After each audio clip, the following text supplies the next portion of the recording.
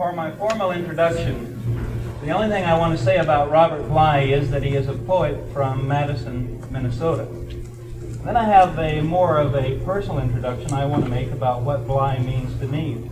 Sometimes in my ivory tower I condescend to watch one of the late-night TV talk shows, and every time I do so I think, why do they never have a poet read on television?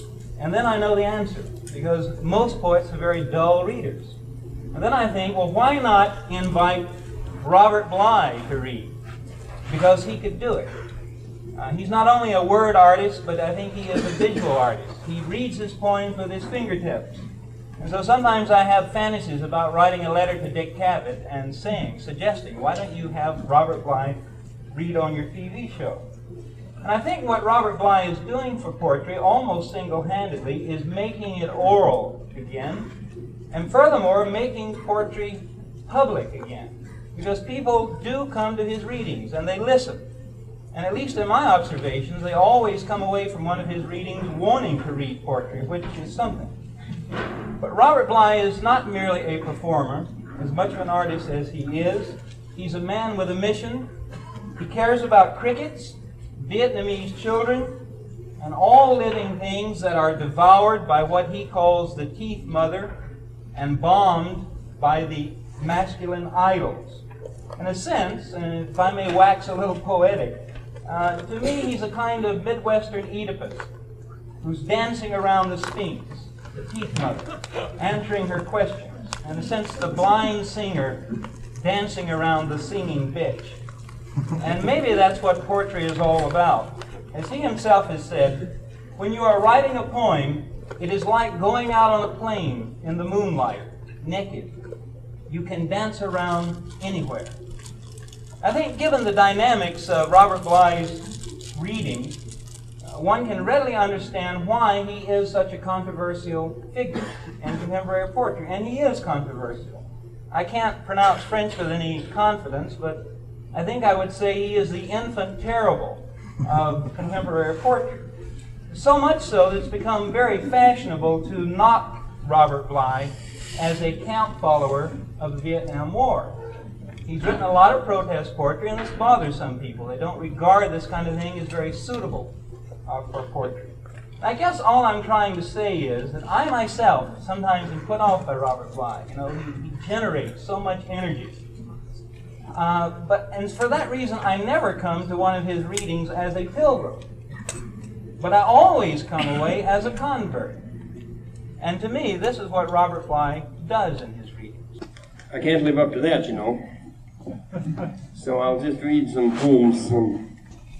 I'm going to begin with some poems by Kabir. I read a few of them this afternoon.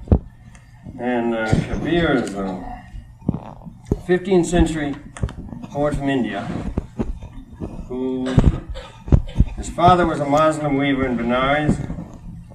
He was influenced by the Sufis and also by the Hindus. And his poetry does not take any of the sides in this religious war. And he has 4 million followers still in northern India, considered one of the great religious poets of India. And I found them in a book called 100 Poems of Kabir, which were very badly translated by Rabindranath Tagore and Evelyn Underhill, about 1900. And I got so fond of some of the poems that I put them into my own English, or into American. And I'll read you a few. Everyone is saying today that they love everything, you know. And everybody loves Jesus, and everybody loves everything. And here's this little poem. Oh friend, I love you. Think this over carefully. If you are in love, then why are you asleep? If you have found him, give yourself to him. Take him. Why do you lose track of him again and again? If you're about to fall into heavy sleep anyway, why waste time smoothing the bed and arranging the pillows? Kabir will tell you the truth. This is what love is like. Suppose you had to cut your head off and give it to someone else, what difference would that make? Here's one in which he's in a Muslim country and he hears the man calling at dusk from the muezzin. I don't know what sort of God we've been talking about. The caller calls in a loud voice to the Holy One at dusk. Why? I don't get it. Surely the Holy One is not deaf. He hears the delicate anklets that ring on the feet of an insect as it walks. Go over and over your beads. Paint weird designs in your forehead. Wear your hair matted, long, and ostentatious. But when inside you there's a loaded gun, how can you have God? Here's another one of his I love. My inside, listen to me. The greatest spirit, the teacher, is near. Wake up, wake up. Run to his feet. He's standing close to your head right now. You have slept for millions and millions of years. Why not wake up this morning? This is a fantastic one, and I found this line in the Tagore translation. I didn't change anything. It is between the conscious and the unconscious, the mind is put up a swing. That's the opening line. It's very interesting, because in the 18th century and all of this, we only believed we had a conscious mind. And finally, Freud came along and said, you've got an unconscious mind also. This is a daring thought, and hasn't been entirely accepted in the Middle West. They don't believe it yet. Kabir comes along and says, I got news for you. There's a third mind, which he calls a mind. Between the conscious and the unconscious, the mind has put up a swing. All earth creatures, even the supernovas, sway between these two trees, and it never winds down. Angels, animals, humans, insects by the million, also the wheeling sun and moon. Ages go by, and it goes on. Everything is swinging. Heaven, earth, water, fire, and the secret one slowly growing a body. Kabir caught one glimpse of that, and it made him a servant for life. Another way of translating the last line is, Kabir saw that for 15 seconds, and it made him a worker for life. Not someone who just sits around and on Sunday morning and reads the Bible once in a while, but a worker. It's interesting. Here's another one. There's a flag no one sees blowing in the sky temple. A blue cloth has been stretched up. It is decorated with the moon and many jewels. The sun and the moon can be seen in that place. And when looking at that, bring your mind down to silence. I'll tell you the truth. The man who has drunk from that liquid wanders around like someone insane. You feel these things? I enjoy reading these poems more than any poems I've ever translated, written, or anything. So I start them like old poets started with Homer, started with Kabir. I'll read you one more. This is the first one of his that the first one of his I ever saw was a fantastic line. I laugh when I hear that the fish in the water is thirsty. Isn't that terrific? All these existentialists and everyone going around saying, oh, there's no water, I'm so thirsty. I laugh when I hear the fish in the water is thirsty. You don't grasp the fact that what's most alive of all is inside your own house. And so you walk from one holy city to the next with a confused look. Kabir will tell you the truth. Go wherever you want, to Calcutta or Tibet. If you can't find where your soul is hidden, for you, the world will never be real. Well, sometimes you can say one or two things that are interesting in the poem. The only thing I can say about this poem is that we split up into the secular and the Christian. And we have these Christians who say, unless you find where your soul is hidden, the spiritual world will never be real. And then we have the political types who say, unless you realize what a corrupt and rotten government it is, which is true, then you'll never understand the world. And Kabir just switches it around. He says, unless you find where your soul is hidden, the world will never be real for you. And Nixon has not found where his soul is hidden. I'll read this last one, which I really love. Student, do the simple purification. You know, all of his poems are about the inside and outside all the time. Student, do the simple purification. You know that the seed is inside the horse chestnut tree? And inside the seed, there's a horse chestnut tree, and the branches and the shade. So inside the human body, there's a seed. And inside that human body, inside that seed, there's a human body again. Fire, air, earth, water, and space. If you don't want the secret one, you can't have these either. Thinkers, listen, tell me, what do you know of that's not in the soul? Take a pitcher full of water and set it down on the water. Now there is water inside and water outside. We mustn't give it a name. You want the truth? Cabri will tell you the truth. Listen to the secret sound, the real sound which is inside you. The one whose name no one speaks is the one who's there, and he's the one who made it all. Well, I only did a few of his, and I read you most of them. So now we have to go on, huh? The ordinary American. A friend asked me if I would read a poem called Calling to the Badger. We are writing of Niagara, and the Huron squaws, and the chaise lounge, the periwinkles in a rage like snow, Dillinger like a dark wind. Intelligence, cover the advertising men with clear water, and the factories with merciless space, so that the strong-haunched woman by the blazing stove of the sun, the moon, may come home to us, sitting on the naked wood in another world, and all the shell stations folded in a faint light. You feel a sadness. It's a sadness that rises from the death of the Indians, from the death of Logan alone in his house, and the Cherokees forced to eat the tail of the great bear. We are driven to Florida like Geronimo, and the young men are still calling to the badger and the otter alone on the mountains of South Dakota. I think I'll read a few Madison poems. Actually, there are small town freaks in this college like me, and, fond of small town. And actually, there are 4 people in this college from my own hometown. Lori Lundberg, who I've known for a long time, is here, and Mary Swenson, Mary Gualtieri, and Christy Jacobson. We send a lot of them, boy. Here. I don't know, I'm trying to find some of my Madison poems here. These are little poems in which they don't try to come out with this marvelous spiritual thing of Kabir's. They don't go out like this.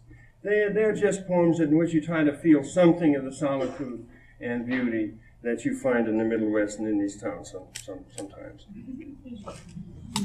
So, this one is called Driving to Town Late to Mail a Letter. It's a cold and snowy night. The main street is deserted. The only things moving are swirls of snow. As I lift the mailbox door, I feel its cold iron. There's a privacy I love in this snowy night.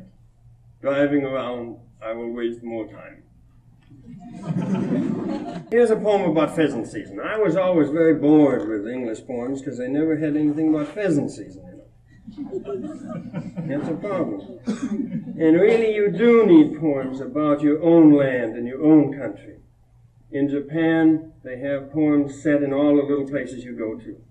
The trouble with poetry in the United States up to 50 years ago is you could drive anywhere in the United States and there was never any poem written there. They're all written in England. Elliot had gone to England. And now this generation of poets stays home.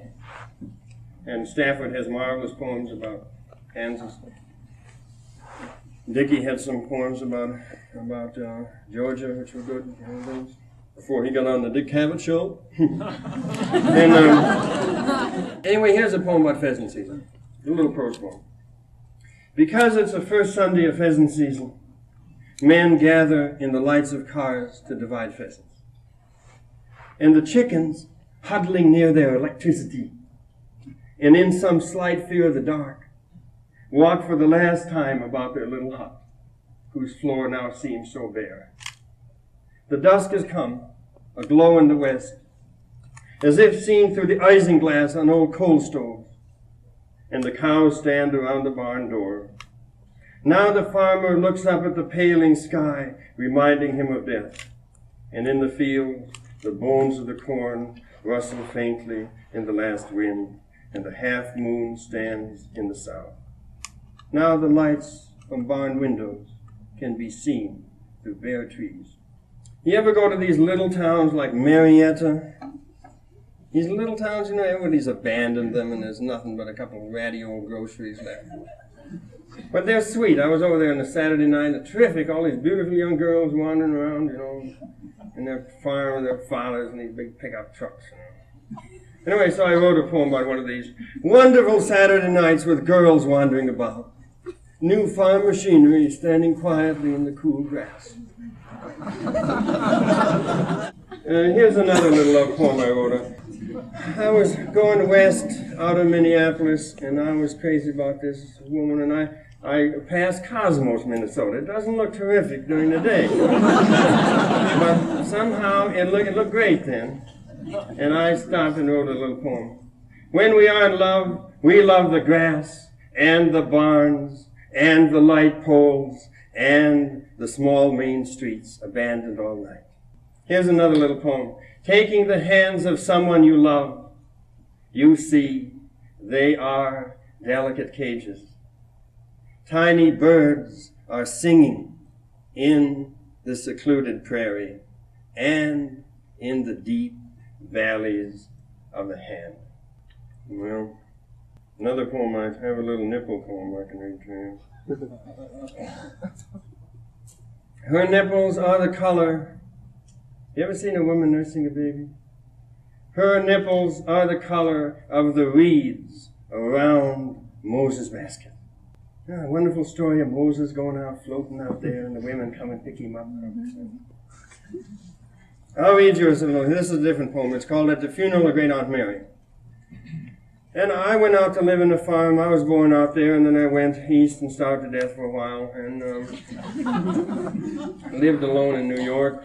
I lived there 3 years. I don't think you've survived there 3 years now, but I did. Then I came back, and I had a great aunt who had a funeral in Dawson. So my mother said, "Do you want to go to the funeral?" I said, "Yeah."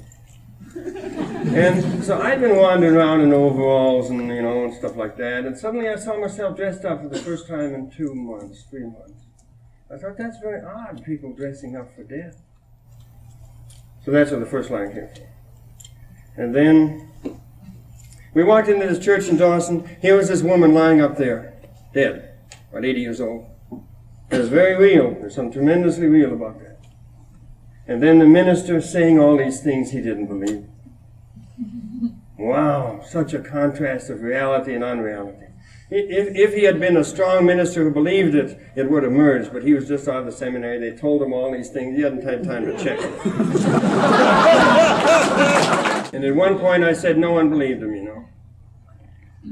Because his voice. You know, I got lots of letters from people in the South saying, "I'm going to send you some literature." Oh. At the funeral of Great Aunt Mary. Here we are, all dressed up to honor death. No, it's not that. It is to honor this old woman born in Bellingham. The church windows are open to the green trees. The minister tells us that being the sons and daughters of God, we rejoice at death, for we go to the mansions prepared from the foundations of the world. Impossible. No one believes it. Out in the bare pioneer fields, the frail body must wait till dusk to be lowered in the hot and sandy earth. You understand that last stanza?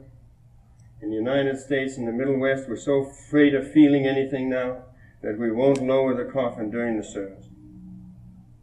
Hangs up there. My brother was killed this summer. Same thing. He's hanging up there in this casket. They won't lower him during the service so anybody could say goodbye.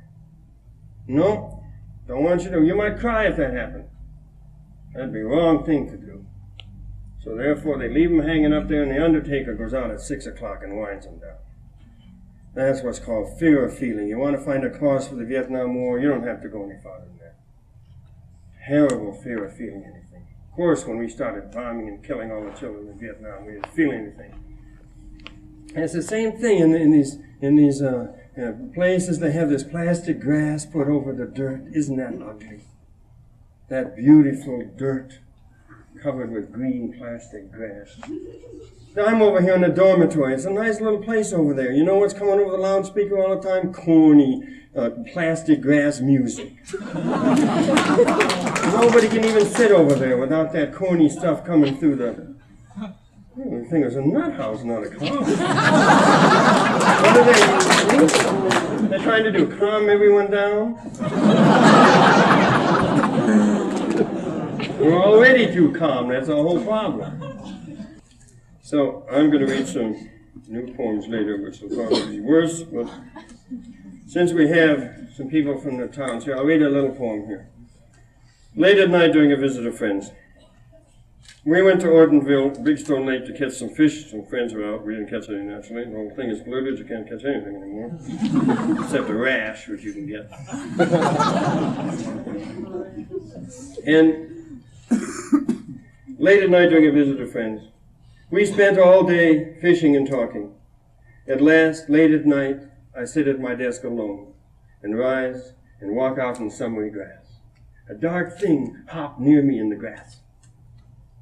The trees were breathing. The windmill slowly pumped. Overhead, the rain clouds that rained on Ortonville covered half the stars. The air was still cool from their rain. It's very late. I am the only one awake. Men and women I love are sleeping nearby. The human face shines as it speaks of things near itself, thoughts full of dreams. The human face shines like a dark sky as it speaks of those things that oppress the living. When I was writing this poem late at night, I remembered Louis Simpson's wife getting angry that day about some kind of injustice that she was angry about. And her face just lit up with beauty. And it snuck into the poem at the end. So you don't know what's going to come in. Well, does anyone else have any poems they'd like me to read? Martha. I beg your pardon? Martha. Oh, Martha. Martha. Yours, isn't it? No, it belongs to, you mean Martha? Forget her last name. Yeah, Martha George. Yeah. This is a poem by this marvelous young poet in Stamford, Connecticut, named Russell Edson. And I often read his poems in reading, and he must have been at one. He has a couple of poems I love very much. He's a prose writer. He writes prose poems only. And he sits in his house, and he never goes out. And he writes these prose poems. And here's one of them. Once a young man went into the backyard, and he picked up 2 leaves. And he brought them in, and he held them up to his parents, and he said, "Look, I'm a tree." And his parents said, "Well, then go out in the backyard, because otherwise your roots will spoil the carpet." And he said, "I'm not a tree. I was only fooling." And he dropped his leaves. And his parents said, "Look, it's fall." Martha George is even better than that. I told this poem to Vosnozensky when I saw him about 6 months ago, and he said, "Great, we'll get it in Russian right away." Anyway, this is the poem goes. Once there was a woman named Martha George who discovered that her chest was a radio, and that by turning on her left nipple, she was able to turn it on, which she did. And out from her chest came a voice. And now we present the further adventures of Martha George. You'll remember that last week Martha George discovered that her chest was a radio, and that by fiddling with her nipple she was able to turn it on, which she did. And out from her chest came a voice. And now we present the further adventures of Martha George. So that is Martha George. You like it the second time? Really? I'm putting some poems of his in my magazine next issue. He's got a new one about this elephant that retires from the circus. And he comes home and he's going to retire to a little cottage in the country, and get the country air. So he starts to go in through his door, and the door busts, and he thinks, well, it's one of those things. And he goes into the kitchen falls down. And he goes into the next room, and after 2 or 3 times, the whole thing falls down. The elephant says, "God damn everything." I don't know why he's so funny. He's got another poem about a Middle Western couple making love. And he says, he's bending her around something. He's bending around the bedpost. No, he's bending her around the tripod of his camera. He's bending her around something she's already bent herself around. It's so private between them. And he says, now the man's buttocks is moving in and out of the wall. If you want to know what imagination is, that's imagination. So, I think I'll read a poem. I mentioned Woźniczynski a minute ago. And Woźniczynski is reading Thursday night at Northrop. And if you don't go, you're crazy. He's the greatest poetry reader in the world. And he comes to the United States about every 10 years whenever the Russians agree to let him out. And they don't dig him. He signs too many petitions in favor of Solzhenitsyn and the others. Whenever they want some American money, they let him out. Anyway, so he's got out with just a couple of days' notice about 2 weeks ago, and he started the tour in the United States. And he's appearing, the only appearance in the Middle West is going to be at Northrop tomorrow night. Thursday night. What he has is a reading style that we do not have in the United States, in which we tend to mumble our poems, this kind of thing. I'd heard about his reading. He reads with a whole body, and I have never heard him read. He was here 5 years ago, and I missed him. So I was living in San Francisco near there, and Fallon Getty called me up one day, and he said, Woźniczynski called me from up north, and he's lonesome. He's in Canada. They won't let him into the United States. He's lonesome. You want to go up and see him? And I said, yeah, I'd like to. So we talked on this thing. We went up there. And then we read with him at Simon Fraser University. And then I went off the stage to watch him. And I wrote a prose poem, which I'll read to you. And what astounded me was to find out that this voice, what is so fantastic about it, was that really the woman, if the male voice is up here, the woman voice is down here. And he uses both. It's very interesting. Like an American politician's only up here, from here up. Sometimes you get women like this. This is what is in Woźniczynski, both those voices. And it's very interesting because, of course, we do not do that because men in America are supposed to be men and have nothing to do with women. You understand? You read Playboy? That's what it means. That's what it means. And they're an inferior race of some sort, which we haven't conquered yet. But actually, if you look at Russian literature, they're the ones who have the great women characters. Sonia in Crime and Punishment, with this prostitute, and Dostoevsky, her character forgives her and kisses her feet. Wow, that's moving when you think of Sinclair Lewis or any of our American people. Would Sinclair Lewis kiss the feet of our American whore? Anyway, so it's all the same thing. Oh, anyway. So we appeared at the hotel door opened. I didn't know what he looked like, and suddenly the strange man is there. He looks like these things you see in the marshes, you know? The Finnish marshes. Anyway, so here's going. Woźniczynski has a curious look like a wood animal. Like an animal that lives near marshes, in places where the deer are sinking up to their knees. And then it jumps to the reading. And while he's waiting for the translation to be read, he stands with utterly expressionless face, like a pool unstirred by wind. The hair falling over the pale forehead is a little like birch branches swaying over the water. His shoes are elegant Italian cowboy shoes. And he has a blue shirt, black pants, with a silk scarf always around his throat to protect the neck. And when he starts to read, he walks slowly toward the microphone, his hands stuck in his slit pockets, in a curiously sullen way. And I asked some girls who knew, I said, why? And he said, there may be a bureaucrat in the audience. He walks in this curious... Anyway, so then, as he begins to read, his right arm begins to swing backward and forward.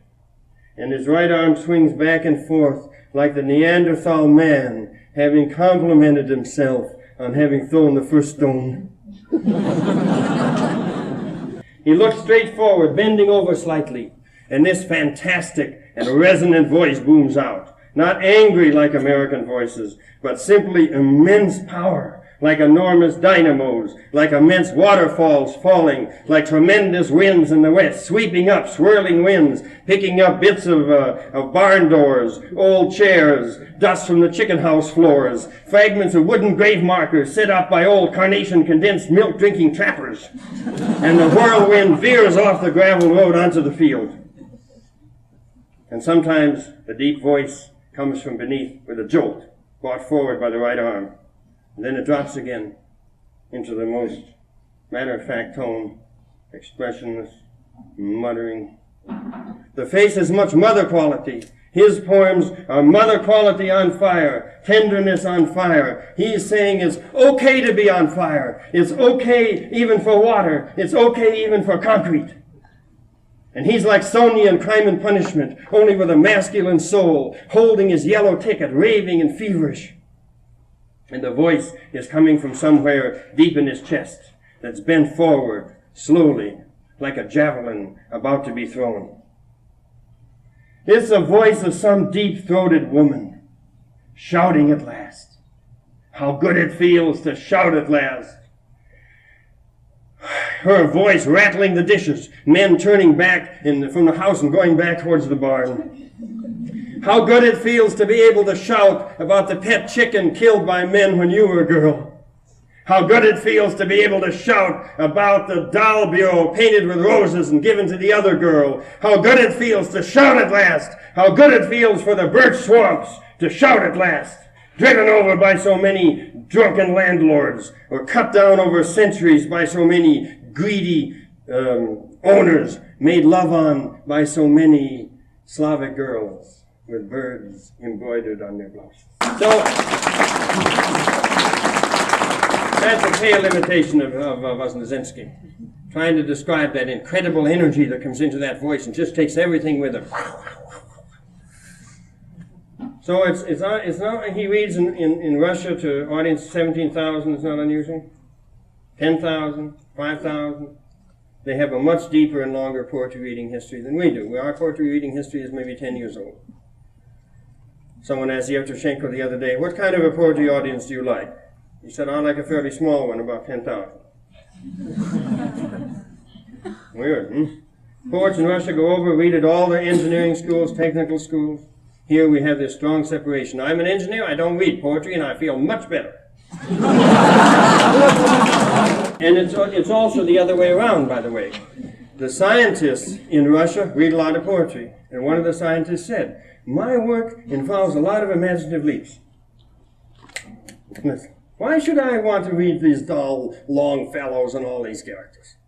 I want a poet who takes leaps too.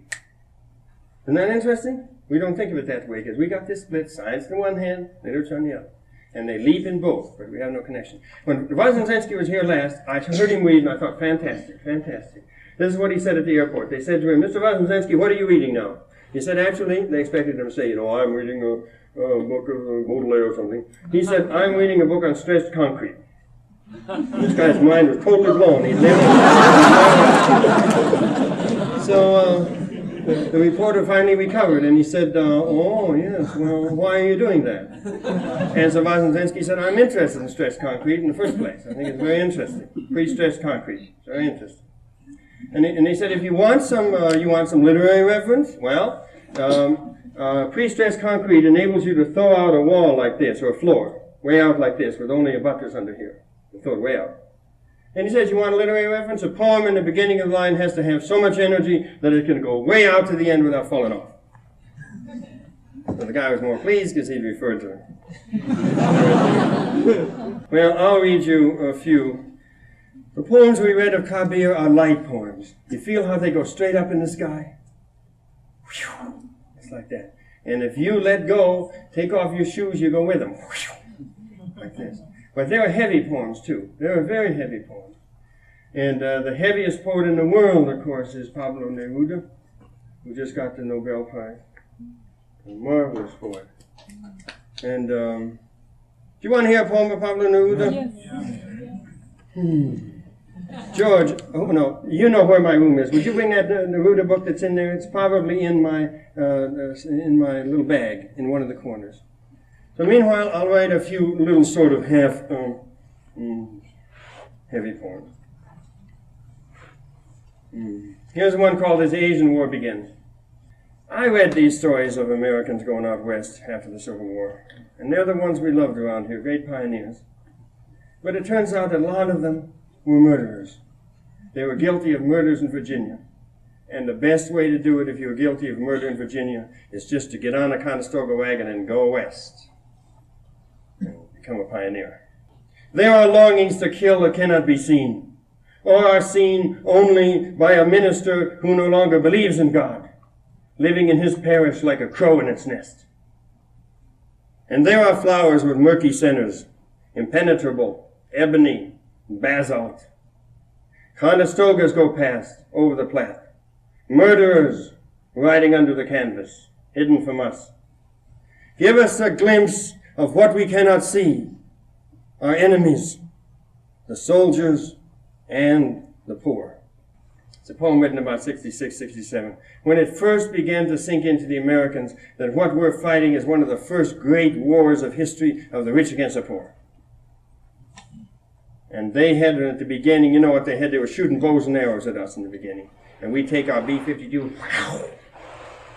Anyway, so why doesn't Johnson say that instead of saying we're trying to preserve democracy? Why doesn't he say we're a rich nation and it happens that rich nations hate poor people? I can't explain why it happens. And we're going to kill a lot of them. Don't try to stop me. Because I'm doing my thing, that's all. It's very interesting. St. Francis, said that if you strip yourself and you throw away your refrigerator and you throw away all of these things in your second car, and then you throw away the first car, and then you throw away the motorcycle, and you throw away these things, and you throw away this, he said what will happen is that you suddenly become full of love. You begin to love human beings. And actually it worked with St. Francis. So much so that birds actually saw him half a mile away. They said, woo! Look at that thing. And they flew across with light in his arms. It wasn't a joke, they lived in his arms. So we know that thing happens. That's why a man goes into a monastery and goes into poverty, that something good like that will happen to him. But evidently the opposite is possible also. As the nation gets richer and richer and richer and richer, mysterious things happen. And we've known which nation's ever been as rich as we are, so we don't understand it. But evidently the opposite of what St. Francis. You don't become full of love for human beings, you become full of hatred for them. And the birds not only don't like you, they take off as soon as they see you and go away. And then you're a colonel in Vietnam. And then you start murdering people. And somebody says, it's not doing any good, we're just playing into the hands of China. That's not the issue. The issue is that you're psychically changed now because you're so wealthy. I'm serious, I think it's bad news. And when we get rid of this war, we're going to get another one, probably in northern Brazil, where we can kill some more poor people. And then your parents can watch that television, and they can see those poor people in there, and that makes them feel better for the hard day they had. It's stupid to joke about things like this, but I'm trying to tell you what I found.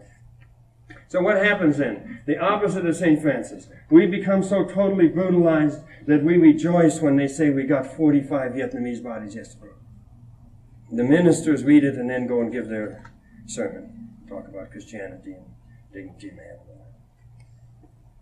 So I'll read a poem called Counting Small Bone Bodies. Can you do the chant? I beg your pardon? Can you do the chant sometime? All right, I will a bit later. This is a poem called Counting Small Bone Bodies. It's about the counting up the little bodies in Vietnam. Let's count the bodies over again. If we could only make the bodies smaller, the size of skulls, we could make a whole plain white with skulls in the moonlight. If we could only make the bodies smaller, maybe we could get a whole year's kill in front of us in the desk. If we could only make the bodies smaller, we could fit a body into a finger ring for a keepsake forever. I don't know if I should read any more poems on the war. Why don't I read a poem? Someone asked me this afternoon if I would read a poem called Sleet Storm on the Merritt Parkway. Is Mary Gualtieri here? Her father's a dentist in Madison, and the first line came from him. First line is, dentists continue to water their lawns even in the rain. I I saw this insane sight in Madison with the sprinkler going around and around and the rain coming down. I said, boy, we are really in a rich country now. The Great Society, it's called. Dentists continued to water their lawns even in the rain. Hands developed with terrible labor by apes hang from the sleeves of evangelists. There are murdered kings in the rows of light bulbs around movie theaters. The coffins of the poor are hibernating in piles of new tires. The janitor sits troubled by the boiler, and the hotel keeper shuffles the dark cards of insanity. The president dreams of invading Cuba. Bushes are growing over the outdoor yachts, vines over the grills and the leather seats. The city broods over ash cans and darkening mortar. Out on the far shore at Coney Island, dark children play on the chilling beach. A sprig of black seaweed, shells, a sky full of birds, while the mayor sits with his head in his hands. See, the last stanza is no good. You feel it when I was reading it, it's no good. The last line is all right, but it's an old poem, so I don't mind if it's no good. Now, I'll read one more of these heavy, dark poems, and then we'll go on to something else. I'd like to have some questions when I finish this one. And then I'll read some more poems, maybe light poems. This poem is called Come With Me. I remember after the Second World War, about 5 years afterwards, you began to feel this darkness coming down in the United States. You could feel it everywhere. Now it's in us all the way. And part of it was a prediction of what was to come. Everyone who felt Kennedy being killed felt that day. Everyone knew that our happy time was over. Then you felt the darkness deepening. And you go into the Vietnam War, it gets deeper. And now we've killed how many? 50,000, 100,000, 400,000 Vietnamese, burned women and children. What's come out of it? Nothing. We're going to pull out and leave it as it was. All we've done is murdered. So therefore, what has happened now is that there's shame. For the first time in the country, there's this fantastic and deep shame. And when I go around to the colleges, I see the kids, wow, tremendously weaker than they were 2 years ago. They used to go strong on the demonstrations, etc. And now, what is it? 200 or 300 come out for a big demonstration. They're apathetic. You look in their eyes, boom, compared to 3 years ago. What's the matter? Because you're feeling too much shame. You understand me? You feel this shame, and what can you do about it? It brings you. I'm not blaming you. I'm just saying something I noticed the other day that I'd never noticed before, that it has some link with the shame. They can't tell me that the kids don't feel the war. They feel it in here. That's not good either, all that shame. Come with me into those things that have felt this despair for so long. Those removed Chevrolet wheels. You ever seen a tire taken off a car with a wheel? How sad it looks, how lonely it looks. And then some guy pushes it off a hill and goes wobbly, wobbly, wobbly, wobbly into an old slough. This poem was written about 7 years ago. Come with me into those things that have felt this despair for so long.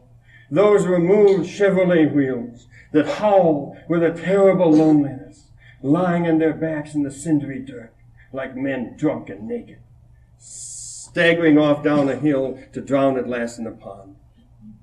And those shredded inner tubes, abandoned on the shoulders of throughways, black and collapsed bodies that tried and burst and were left behind. And those curly steel shavings scattered around in the garage benches, sometimes still warm, gritty when we hold them, who have given up and blame everything on the government. And those roads in South Dakota that feel around in the darkness. I think what I will do is to read some new poems. There are many old friends here, and I think, thank you. Oh, wow, we were going to read this heavy poem. Okay. This is the heaviest poem in English, I think. Pablo Neruda. The problem with poetry is to keep up with the world. You understand? When you stop using carriages, you have to write about Chevrolet tires. And Hart Crane said that we must get poems that absorb in internal combustion engines as easily as the old poets absorbed galleons and all that stuff. Pablo Neruda began to feel that. In 1937, he described this poem with an emotion which no one had felt up to that time. Namely, the opening line is, "It so happens I'm sick of being a man." I don't think anybody felt that in the 17th century or the 18th century. But we all feel it. Every time you look at television, you get this feeling. If only they just put the zebras on the television and leave these creepy guys out. You know what I mean? If only they'd stop this insane babbling. If only they'd just have shots of animals. You understand what I mean. Don't you feel it? Go to New York and you'll feel it. It so happens I'm sick of being a man. Anyway, here's Neruda's poem. It just goes on and on and on. It so happens I'm sick of being a man. It so happens that when I walk into tailor shops and movie houses, I feel dried up, waterproof, like a swan made of felt navigating my way in a water of wounds and ashes. Smell of barber shops makes me want to break into hoarse sobs. The only thing I want is to lie still, like stones or wool. The only thing I want is to see no more stores, no goods, no gardens, no more spectacles, no more elevators. So happens I'm sick of my feet and my fingernails and my toenails and my shadow and my hair. It so happens I'm sick of being a man. Nevertheless, it'd be marvelous to terrify a law clerk with a cut lily. It'd be marvelous to kill a nun with a blow in the ear. It'd be great to go through the streets with a green knife, letting out yells until I died of the frost. I don't want to go on being a root in the dark. Insecure, stretched out, shivering in sleep, going on down into the moist guts of the earth, thinking and eating every day. I don't want so much misery. That's why Monday, when it sees me coming with my criminal face, blazes up like gasoline, and it howls on its way like a wounded wheel, and leaves tracks full of warm blood leading to the night. And it pushes me into certain corners, into certain moist houses, into certain hospitals where bones fly out the window, into certain shoe shops that smell like vinegar, and certain streets that are as hideous as cracks in the skin. There are sulfur-colored birds and horrible intestines hanging over the doors of people that I hate. Do you know what some people are like? False teeth forgotten in a coffee pot. And there are mirrors that ought to have wept from shame and terror. And everywhere there are umbrellas and venoms and umbilical cords. I stroll along serenely, with my eyes, with my shoes, with my rage, forgetting everything. I stroll along, going through office buildings and orthopedic shops, and courtyards with washing hanging from the line. Underwear, towels, and shirts, from which slow, dirty tears are falling. Can you feel the suffering in that? Wow. That's why he's so great. He's the greatest cancer poet in the world. He's a cancer all the way. And the cancers can take that suffering into their stomach and keep it in there, not spitting it out. Just keep it in. Anyway, so it's a marvelous thing that he won the Nobel Prize. He said in the New York Times, I'd wanted it for a long time, but this year I gave up. Decided I'd never get it. So he got it. I did a reading with him in New York. I hadn't met him for a long time. You want to hear the first story I heard about Pablo Neruda? I was in New York wandering around the subway, and I met this guy. He was from a translator to UN. And so we talked a little bit, and he knew I liked Neruda. He invited me up to his house, and he invited a Chilean doctor and his wife up. So I was up there and talking to them, and I wasn't interested in him because Neruda was from Chile. So I said to him, "Have you ever seen Neruda?" He said, "Yes." I said, "Where did you see him?" He was in a restaurant in Santiago with a couple of women sitting in a table. So I said, "How close were you? Were you close to him?" He said, "Yeah, close enough." "Did you hear what he said?" I said, "Yeah." And he said, "What did he say?" He said, "Bring some more lobsters, bring some more butter, bring some more rolls, bring more lobsters. Come on, bring more wine." That's what Neruda's like. So at the end of his life, he started, the end of his life is not over yet, he's what, 64, 60, but the last few years he started to write these poems, Odes Elementales, Odes on Simple Things. Ode to my wristwatch.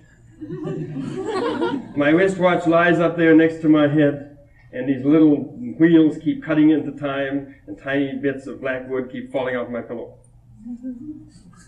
Just a fragment. Ode to salt, beautiful ode to salt. Ode to the artichoke, yeah, he says terrific thing in the artichoke. I haven't translated yet. He describes the artichoke as if he were a warrior, you know, all armed with all this stuff on, you know. And he says it's a weird thing to say about an artichoke. And then you start to take it off, you get the gag at the end. He says, and when it's all gone, we eat its tender green heart. Anyway, one of the poems that is loved very much, he says, Ode to my socks. So, in honor of Neruda winning the Nobel Prize, he's got $68,000. He'll spend at least $30,000 on wine and the rest on lobster. So let's read this poem, Ode to My Socks. I translated it very slowly several years ago. Really crazy about this thing. And because it really bothers American politicos, because Neruda's been a communist for, 20, 30 years, fought very seriously, fought real battles all the time, and in American universities, ordinarily, where they hate politics and mention of it, they say, oh, you get to be a politician, you get ugly and mean, dirty. And he gets more and more human every year, more and more beautiful, more and more humorous, because he fought his battles and he won some. The ones that get bitter are the ones that don't fight any battles. Watch television for 40 years. And they just beg you to shoot him. Anyway, he's not that way. Here's his poem, Ode to My Socks. A peasant woman gave him a pair of socks. They were blue with a light blue yellow thread going up them. Oh, Gregory, you ought to be up here reading. Gregory Bitts, he's the best reader in Minneapolis. I don't know what Come on, Gregory. I'm not drunk tonight. He's not drunk tonight. He can't read. Are you a Cancer, by the way? By the way. He looks at you, see that face? It's like Neruda's face. I know he. Anyway, we'll go into that later. Anyway, he has a wonderful. It's a pair of blue socks that was knitted for him by a peasant woman, evidently with a little gold thread up it. Maru Mori brought me a pair of socks that she knitted herself with her own sheep herder's hands. 2 socks as soft as rabbits. I slipped my feet into them as though into 2 cases knitted with threads of twilight and goatskin. Violent socks. My feet were 2 fish made of wool. 2 long sharks, sea blue, shot through by 1 golden thread. 2 immense blackbirds. 2 cannons. My feet were honored in this way by these heavenly socks. They were so handsome that for the first time my feet seemed to me unacceptable. like some decrepit fireman unworthy of that glowing fire of those woven socks. Nevertheless, I resisted the mad temptation to save them somewhere, as students collect fireflies, as learned men collect sacred texts. I resisted the mad impulse to put them into a golden cage and give them each day birdseed and pieces of pink melon. Like explorers in the jungle who hand over the very rare green deer to the spit and eat it with remorse, I pulled on the magnificent socks and then my shoes.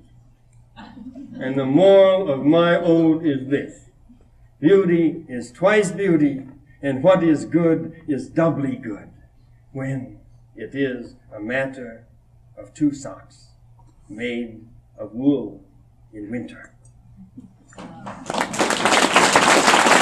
So, that poem is fantastic to me. Just the way it goes on, sweeping on. His imagination never fails, always gets some other fantastic idea, like putting his socks and feet into a bird cage and feeding him birdseed.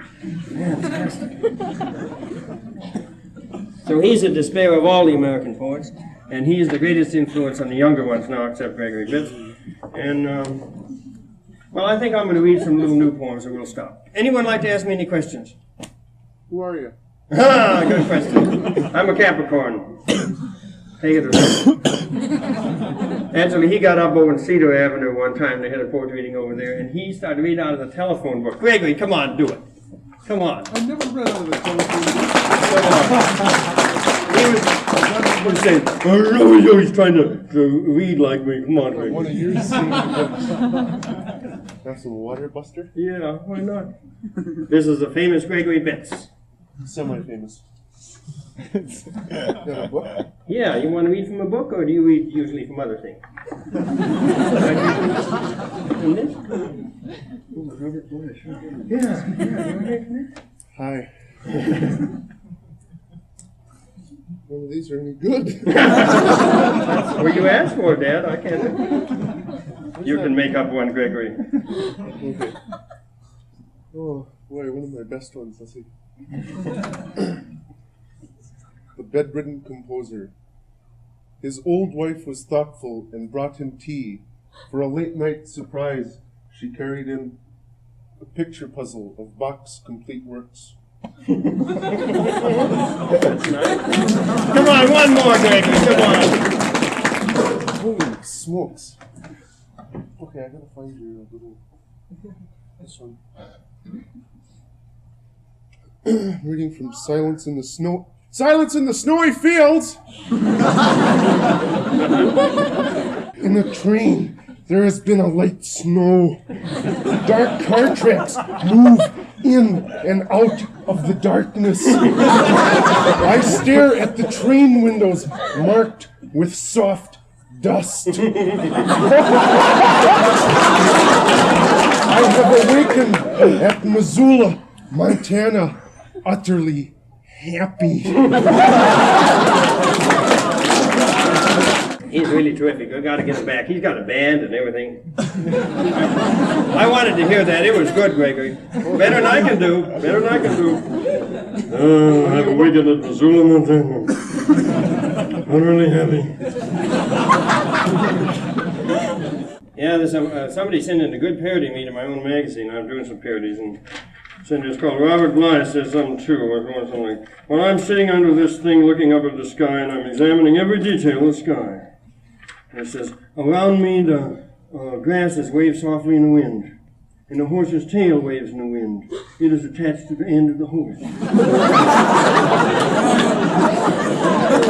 And then it went on and said, oh yes, even in the summer, in this kind of a field, it would be a wonderful thing to be covered up with snow. Anyway. Red Skelton. Red Skelton, yeah. I've been doing some parodies, and well, anyway, we'll do that. Forget about that. We can't be here all night, you know, and I'm still asking you to ask questions, but you haven't had a chance yet, and you probably won't get one either. This goes on. Do you want to ask some questions now? Yeah.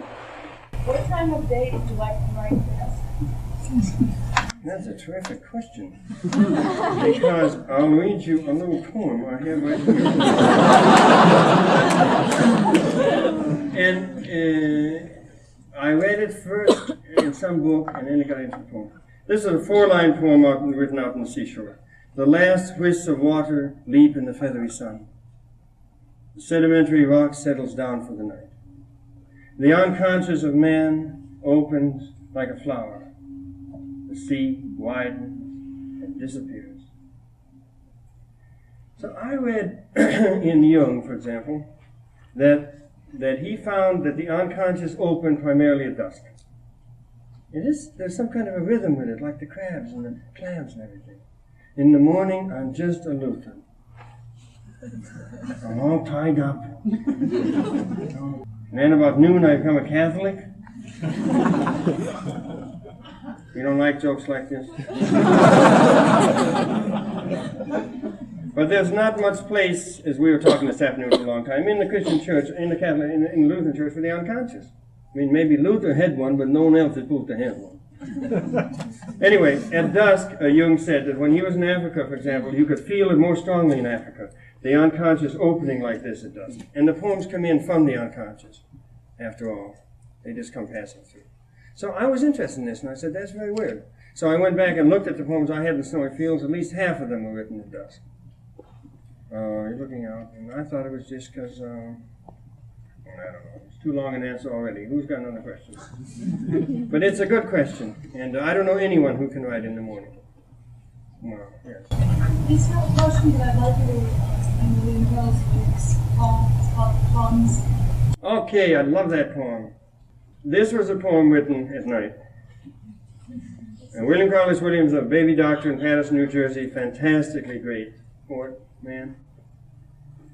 He said, we're going to write poems with American language. And we're not going to write like Keats, and we're not going to write like the English. We're not going to do it. And they said, okay, you don't get in the National Institute of Arts and Letters then. And they didn't take him in until he was 68. But he kept on anyway. And he has had a great influence on all the young. And here's this poem he left behind for his wife on the table. And I think of the American poets I know, they love this poem more than any other. And this is a note his wife found behind when she came down in the morning. This is just to say, I have eaten the plums that were in the icebox, and which you were probably saving for breakfast. Forgive me. They were delicious, so sweet and so cold. Want to hear it again? This is just to say, see, that's why it's American. We're the only country in the world that says this is just to say. And you notice that. It's a very bizarre phrase. This is just to say, I have eaten the plums that were in the icebox, and which you were probably saving for breakfast. Forgive me. They were delicious, so sweet and so cold. See how it comes down out of the head and comes down into the body? And you end with this marvelous feeling of how sweet and delicious. No symbols, don't look for any of that stuff in it. It's a poem about eating plums. And he has another marvelous one. His compassion that he has is so moving. Baby doctor, all of these things. He's out there one day, he sees an old woman. I think this is a great poem too. An old woman is munching a paper bag of plums in the corner. They taste good to her. You can tell it by the way she gives herself to the one half sucked out in her hand. An odor of ripe plums filling the air. They taste good to her. They taste good to her.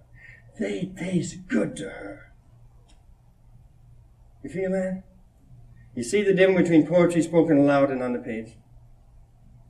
See, on the page, you just have, they taste good to her, they taste good to her, they taste good to her. But he says, they taste good to her, they taste good to her, they taste good to her. And of course, the reason that they taste good to her, for one thing, is that she's poor. She says, they taste good to her, they taste good to her. Isn't that a beautiful poem? But you see, how can you put that together with Shakespeare's sonnets? That's the trouble with people teaching today. Their heads blow into two parts. Either Shakespeare is great or William Carlos Williams is not. But they're both great. We just have to learn to readjust our idea of what poetry is. That's what we have to do. And it's very exciting to do it. I had to do it. You do it. Anyway, here's another one of his I like very much. Mother, may I have a glass of milk? Yes! Ever the gentle mother. You like that, right? There's so much you can take from these little squirts, and then it's over, boy. He understood that. You want to hear another one of his?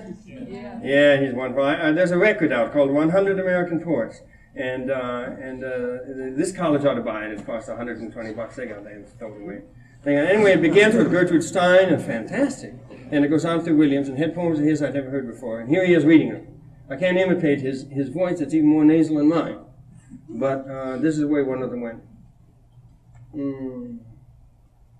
Tonight, the stars in the sky, yeah, they're white. They remind me of the police sergeant, the thighs of the police sergeant's wife. Oh, that's weird. Where did that come from? Suddenly, from the depth of my male belly comes an answer. In April, I will see again the thighs of the police sergeant's wife, still beautiful after 4 children. He liked her thighs. He thought they were terrific. And he knew she was pregnant, he'd get to see him again in April. And instead of thinking of angels when he looked at the stars, he thought of the thighs of the police sergeant's wife. Isn't that good? It's good. He was horny. But a poem, it doesn't matter what a poem is, as long as it's the same person is in the poem that's in the body, that's all. And 20 years ago, people had a lot of different trouble because they all wanted to be T.S. Eliot, because they thought they wanted to be skinny and neurotic and everything, you know? And they said, I'm not neurotic enough to write great poetry. But it doesn't matter. He wrote great poetry and he's neurotic, so what? It's great stuff. Great stuff. He became impotent, you know, in London. I don't know if there's any connection between those. Where's Michael Dennis Brown? There was no connection between that phrase. But anyway, it did happen. And then he talked about it. He lived with it. Nobody knew it. He's not allowed it. Well, anyway. His wife went insane. He was very mean to her. He was a typical New Englander, very mean to his wife. She went insane. Died in insane asylum. He went impotent after that. But he talked about it. Here's one of his little things. Because I do not hope to turn again, because I know I shall not know the one veritable transitory power, which is making love of women. Because I know I shall not know, because I know there is only one time and only one place. Therefore I rejoice, having to construct something upon which to rejoice. And I pray to God to have mercy upon me. And pray to God that we may forget these matters, that with ourselves we too much discuss, too much explain. Because there's nothing again. Feel how powerful that is when you read it. That's an actual human being speaking there. Wow, to me that's really gutsy. That's more than Lowell has done. It's just tearing right on the inside. His wife is in the wasteland too. She's the one going crazy in there. What's the wind doing now? Nothing. Wind on. What's the wind doing? What are we going to do tonight? Well, we'll have a glass of sherry and we'll press lid with eyes and wait for the. So what's the matter? Is there nothing in your head? Nothing in your head? And then Elliot says, oh, that Shakespearean rag, it's so elegant, so clever. And he says, you don't believe me when I say Europe is collapsing? Look at my house. Moving. Well, I'm going to read a few. Does anyone else want to ask me anything else? I'll read then about 2 or 3 more poems and then we'll stop. Does anyone want to ask me? It's like California. I loved it. The problem is it's got the sea, you know. And Minnesota has one thing missing. There's no sea around here. That's a problem. But I like the cornfields too. I mean, I'm not knocking cornfields. But anyway, so we went out there and we lived about 30 miles north of San Francisco on the Point Reyes Peninsula. It juts out into the ocean there. There's 12 cattle ranches on it and nothing else. One little town. And it has 1,500 varieties of birds. Because for about 2 million years, the birds have noticed this funny thing sticking out from the coast, and they keep landing there, and they remember it. And marvelous white deer on it. Actually, they're from William Randolph's herds that escaped. But anyway, and in this marvelous place with a lot of gentleness and sweetness. And I don't think I'll go back there. I don't think I'll live there because my poetry is snow poetry. I mean, I didn't write a snow poem the whole time I was out there. But I did write some other poems, and I'll read a few of them to you. But I think it's, I loved it. The kids out there are more open and warm than they are anywhere in the country. The worst in New York was total paranoid scene. You say to some guy, Jim Wright used to have this guy goes up to someone and says, good morning. He says, don't push me too far. So in New York, total disaster scene now. The poets that are there are all fleeing to California and other places. And the Middle West has the best poets, in my opinion, in the country. We've got them, but nobody knows where they came from. They all started to go 15, 20 years ago.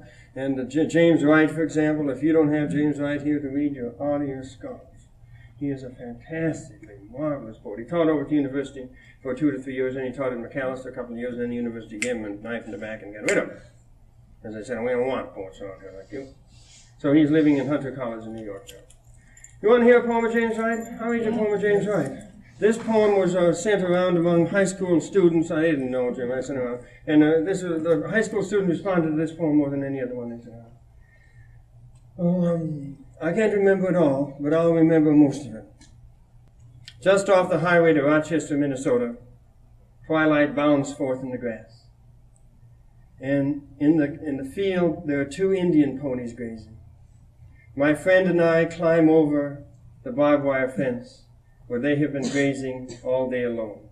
They're lovely. There is no loneliness like theirs. At home once more, they are glad that we have come. At home once more, they begin munching the young tufts of spring in the darkness. I would like to hold the slenderer one in my arms, for she has walked over to me and nuzzled my left hand. She is black and white. Her mane falls wild on her forehead, and her ear is as delicate as the skin over a girl's wrist. Suddenly, I realize that if I stepped out of my body, I would break into blossom. Poems like that come a long way, every 70 years. And we've been talking today about St. Paul and stuff like this. But do you see what's underlying this thing? There isn't a separation between the soul and the body. If I stepped out of my body, if I stepped into my body, I wouldn't go to hell. I'd break into blossom. And it's interesting that he had that thought near horses, near animals. Isn't that interesting? Because animals do not split their body and their soul. And after being with a horse about half an hour, then this wonderful thought about himself came up. He says, all the time Jim has had come from a hard thing in Ohio, hard family life, everything, the tendencies to hate yourself. And he realized all that was wrong. Suddenly I realized that if I stepped out of my body, I'd break into blossom. Beautiful, beautiful. He has another poem of Ohio. I was down there the other day and I mentioned it to some people there. And wow, it's a wild state. And he said, what would be the use of dying if on the other side there's only Bridgeport, Ohio? I'm going to read you a small little poem that I wrote for my little boy. I have a little boy named Noah, who is about, they didn't like it in Madison. I said, why don't you give him a Norwegian name, you know? Like Irit. They were saying this to us at the hospital, you know, they're trying to take the baby out. And I said, yeah, I got another name. I said, what is it? Ezekiel. I said, oh, never mind. So he's a wonderful boy. His name is Noah Matthew Jacob Bly. He's a little squirt. So we were living out in Inverness, and there's a place called Mount Vision that we could climb, about 45 minutes up, and then we see everything over the whole thing. So I went up there one day with him, and this is just a little prose poem. We started up. All the way he held my hand. Sometimes he falls back to look at a slug, and then he feels the loneliness of the slug. I haven't got that part written yet. And then he cries out and comes running back. He never complained, and we went straight up. What joy I feel in being with him. How much I love to feel his small leafy hand close around my finger. Well, hold on somehow. It's a privilege, like flying through a cloud. On top, we hunker down beneath some bushes while the girls go off to play. And he tells me the story of the little boy who refused to cut off his hair and give it to a witch. And so she changed him into a hollow log. And the boy and the girl came along and stepped on the log, and it said, ow. And they stepped on it again, and it said, ow. And they stepped on it again, and it said, ow. And they looked inside, and they saw a boy's jacket sticking out. A little boy was in there. I can't come out, I've been changed into a hollow log. And that's the end, he said. That's the end. So I reminded him there's some more that they'd all made up. Then the boy and girl went to a wise man. And he said, no, a wise woman. And said, how can we get him changed back into a little boy? And she said, here's a pearl. And if a crow asks you for it, give it to him. So they went along. And the crow came and said, can I have the buttons on your shirt? And the boy said, yes. And the crow took them all off. Then he saw the pearl on the shirt pocket. And he said, can I have that too? Yes. And then the crow said, now we'll go to the witch's house. So he started to drop moss down her chimney. And the chimney got full, and the witch started to cough. And he dropped some more moss. She had to open the door and run outdoors. And then the crow took an oyster. We had immense oysters on there. And the crow took an oyster, a big one, flew high in the air and dropped it right in the top of the witch's head. And that was the end of her. And then the little boy was changed back into a little boy again. The land on top is bare, sweeping, forbidding. So unlike a little boy's mind. I asked him what he liked best about the whole walk. And he said it was Bethany, an 8-year-old friend of Mary's, going pee-pee in her pants while hiding. He's a 4.5. Yeah, he's a sweetie. I was telling this afternoon his first story. You want to hear that first story? Telling him when he made up his first story, because we tell stories all the time with the children, and they have to make up any story in the afternoon that has the word tea in it. They make up fantastic stories, which finally end with the word tea, and they get it in somewhere. Anyway, that's the only requirement. So then he didn't have any stories to tell. So finally he was 2½, and he made up his first story. And he was being toilet trained, and it was okay, but you never know about those things. So anyway, the story was this. Once there was a little boy who went poo-poo on the road and then he died. So I said, why did he die? Because he went poo-poo on the road. He's very emphatic, this little. So then, as I was saying this afternoon, then what he realized he had done is written an Anne-Saxon poem, you know? He'd written a confessional poem. He revealed too much. So the next day, he went into a Homeric phase.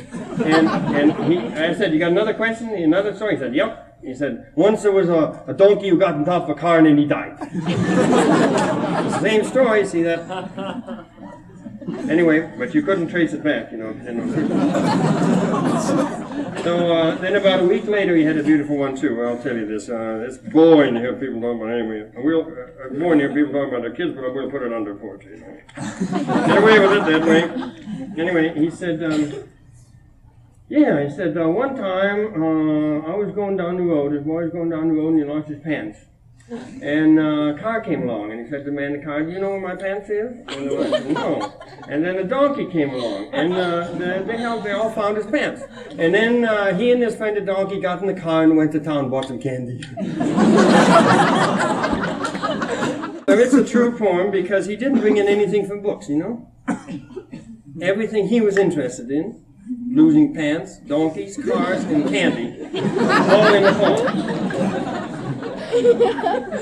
Just like everything Neruda was interested in that day is in that poem, including the underwear and the line. And that's the problem somehow, is to bring everything in that you really love or that you really feel and forget about all the rules about it. So one of the things that's happened lately is that people have begun writing prose poems, which is, they don't break off like the lines, they just go on. And here's a prose poem. And the French have written them for a long time, and but we're a little slow. We didn't get there up to 100 years later. But lots of people I read you prose poems of Russell Edson sometimes. Well, Michael, have you written any prose poems? This is Michael Dennis Brown, who's at the university this year. This came from Bennington. Great come down. But come on, Michael. Have you written any prose poems? Have you? Yeah. It's very interesting. Baudelaire said the prose poem would be the form of the 20th century. His opinion. Maybe because we're all too prosy, I don't know. I'll read this poem, A Dead Seal Near McClure's Beach. I went out to McClure's Beach. I don't know how many of you know Point Reyes, but it's out there. It's 10 miles of deserted beach on one side, 6 miles on the other. It was during the oil spillage and stuff. I went out there and found this, for a walk in the afternoon, found this dead seal lying there. Walking north toward the point, I come on a dead seal. From a few feet away, he looks like a brown log. The body is on its back, dead only a few hours. I stand and look at him.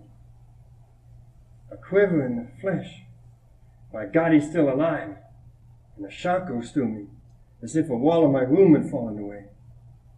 His head is arched back, the small eyes closed. The whiskers sometimes rise and fall. He is dying. This is the oil. Here on its back is the oil that heats our houses so efficiently. Wind blows fine sand back toward the ocean. The flipper near me lies folded over the stomach, looking like an unfinished arm, lightly glazed with sand at the edges. The other flipper lies half underneath. The seal's skin looks like an old overcoat, scratched here and there, by sharp muscles maybe. I reach out and touch him. Suddenly, he rears up, turns over. He gives 3 cries, like those cries from Christmas toys. He lunges toward me. I'm terrified and leap back, even though I know there can't be any teeth in that jaw. He starts flopping toward the sea, but he falls over on his face. He does not want to go back to the sea. He looks up at the sky, and he looks like an old lady who has lost her hair. The next day I go back to say goodbye. He's dead now. but he's not. He's a quarter-mile farther up the beach. Today he's thinner, squatting on his stomach, head out. The ribs show more. Each vertebrae on the back under the coat, now visible, shiny. He breathes in and out. He raises himself up and tucks his flippers under as if to keep them warm. A wave comes in, touches his nose. He turns and looks at me. His eyes slanted. The head looks like a black leather jacket. He is taking a long time to die. The whiskers white as porcupine quills. The forehead slopes. Goodbye, brother. Die in the sound of waves. Forgive us if we have killed you. Long live your race, your inner tube race. So uncomfortable on land, so comfortable in the sea. Be comfortable in death then, when the sand will be out of your nostrils, and you can swim in long loops through the pure death, while assassinations break above you. You don't want to be touched by me. I climb the cliff and return the other way. I'd like to have some questions or something. Maybe I have someone asked me if I would read a tiny bit from the Teeth Mother. I don't want to read the whole thing. It's 20 minutes long, and I go into the depression every time I read a thing. I read it down to Gustavus the other night. It was very interesting. A woman started to cry during it. Then she came up afterwards sobbing.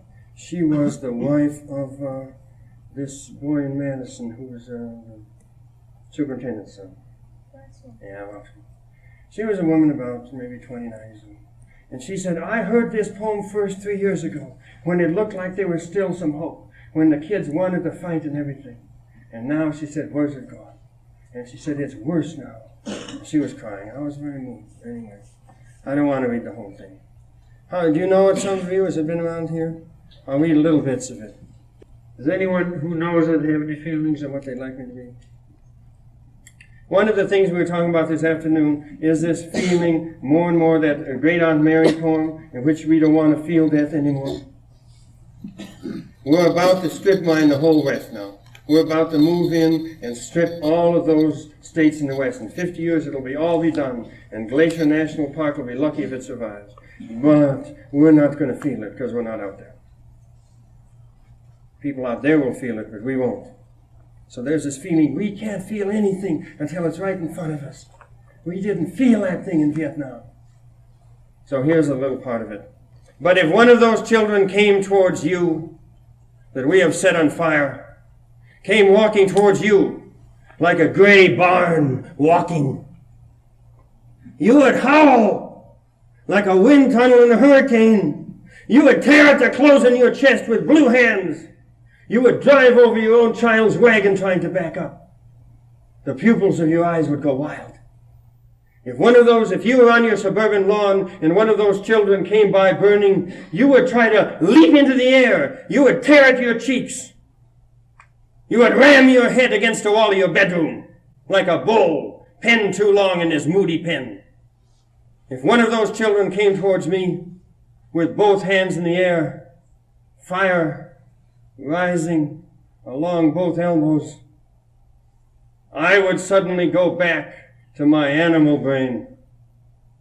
I would drop on all fours screaming. My vocal cords would turn blue. So would yours. It would be 2 days before I could play with one of my own children again. So the poem then goes on and just says, what are we going to do? Let's sleep. Let's get some rock music that puts us to sleep. Why not? That's what Nixon wants. He loves rock music as it puts the kids to sleep. He'll give you a big sleeping pill himself. I want to sleep a while in the rays of the sun slanting over the snow. Don't wake me. Don't tell me how much grief there is in the leaf with its natural oils.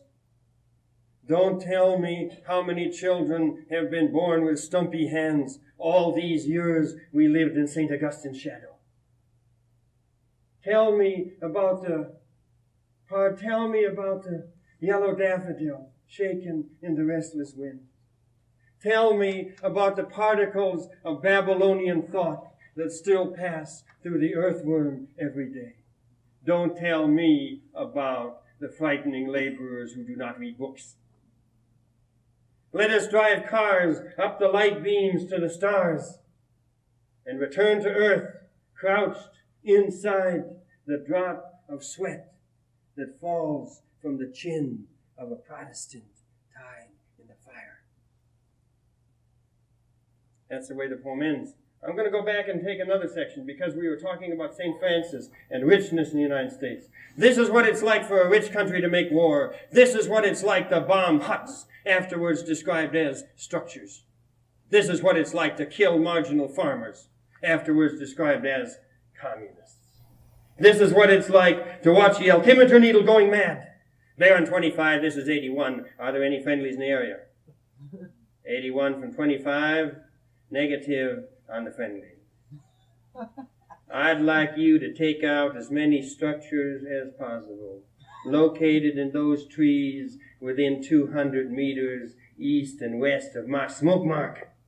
Then diving, the green earth swinging, cheeks blossoming, red pins blossoming ahead of us, 20-millimeter cannon fire. The rice fields shoot past like telephone poles. Slugs going in, hot roofs loom up huge as landing fields. Slugs going in, half the huts on fire, small figures burning, palm trees burning, shooting up again. Blue sky, Cloud Mountain. That's what it's like to have a gross national pride. Because the United States is rich that we make war like this. It's because the average hospital room in an American city costs $80 a day that we bomb the hospitals in the north.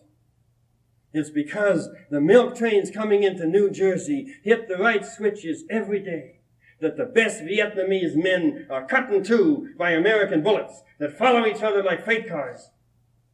It's because we have dormitories like this one with rugs on the floor. That's why we bomb the little figures running across the fields. This is what it's like to send fire bombs down from air-conditioned cockpits. This is what it's like to be told to fire into a reed hut with an automatic weapon. It's because we have new packaging for smoked oysters. That's why the bomb holes appear in the rice paddies. It's because we have so few women sobbing in back rooms. It's because we have so few children's heads torn apart by high-velocity bullets. It's because we have so few tears falling on our own hands. That's why the Super Saber turns and screams down toward the earth. It's because the American taxpayers are moving to the suburbs. That's why we transfer populations. American Marines use cigarette lighters to light the thatched roofs of huts because so many Americans own their own homes. I see a car rolling toward a rock wall. The treads in the face begin to crack. We all feel like tires being run down roads under heavy cars. The teenager imagines herself floating through the seventh sphere. Oven doors are found open. Soot collects on the door frame, has children, takes courses, goes mad, and dies. Inside the bodies of Americans, there is a silo revolving fast. Bits of black paint are flaking off, where the motorcycles roar around and around, rising higher on the walls, driven by angry women dressed in black. I know that books are tired of us.